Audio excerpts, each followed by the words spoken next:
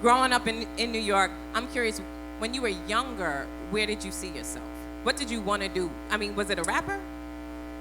I always wanted to be an artist. I always wanted to be an artist. My family used to always tell me like, oh my God, you're so talented. You sing so beautifully.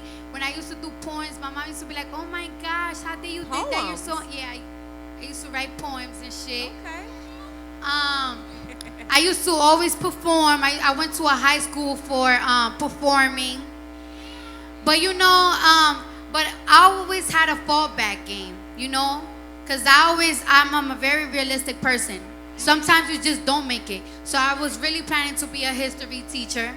A history teacher? Yeah. Was that your favorite subject in school? It was. I was a beast. Okay, look at that. Now, do you remember the first album you bought? Yes. What was your first album you bought? It was two. It was Missy Elliott and it was Tweet. Oh, okay. Tell you what I did last night. So, again, congratulations on the success of Bodak Yellow, man. And you seem so humble. And I think that's why so many people are genuinely, rooting for you, right? So I want to know, where were you first heard Bodak Yellow on the radio? Do you remember that moment? Shane, I drink too much Coronas. My mind is fucked up. Like, it was in New York. Okay. Yep. I was like, oh, fuck, fine. Because you want to know something? New York, even though I'm from New York, they gave me the hardest time. They gave me the hardest.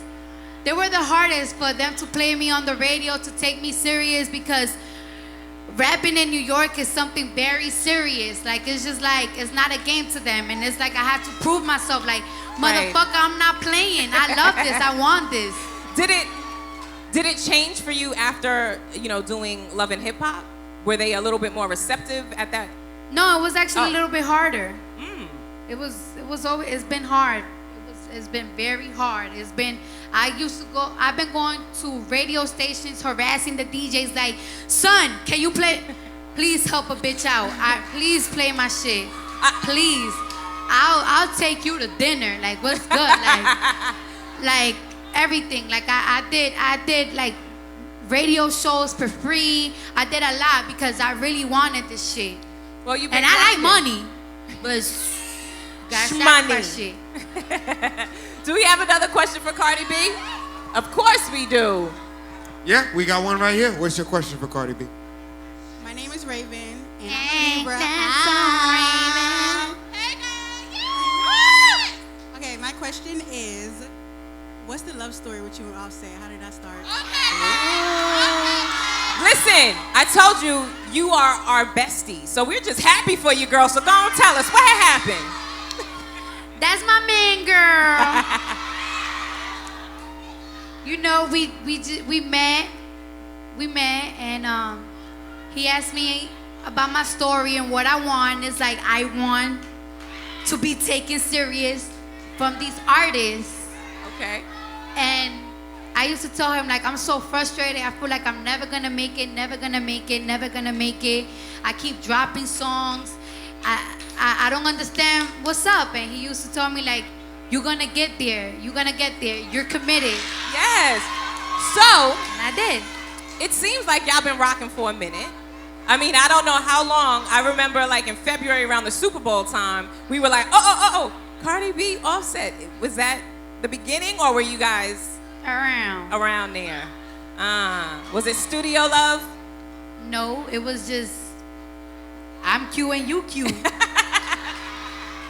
Well, both of you guys are fly, and you compliment each other. So I'm just curious, because Offset is a real fly dude. He dresses real fly. You dress amazing and fly yourself. So is there any, like, little competition between the two? Like, who gonna be a little bit more spicier? Who gonna be a little bit more saucier? No, it's not Okay. at all. Like we really, it's just like a compliment every day. Like, damn, babe, you look fire. Damn, bitch, you look good. Like, all the time. Like, We love that. That sounds to me like that leads to a lot of sex. I mean, I'm just saying, it is uncensored. I mean, when we see each other, we touch each other. You know what I'm saying?